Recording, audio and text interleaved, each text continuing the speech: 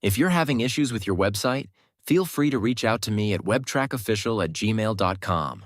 Whether it's troubleshooting, optimizing, or taking your website to a next level, I am here to help you solve any website challenges. Is your Windows File Explorer showing on the taskbar but not opening on your screen? Don't worry, here's a quick fix. Sometimes File Explorer actually opens, but it opens off-screen, especially if you've used multiple monitors before. First, hover your mouse over the File Explorer icon on the taskbar. You'll see a small preview pop up. Now right-click on that preview and click Move. Once you click Move, press any arrow key on your keyboard.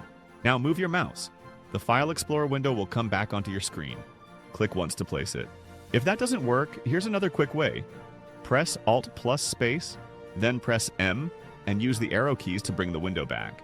And that's it. Your File Explorer should be visible again. Like the video if this helped, and subscribe for more quick Windows fixes.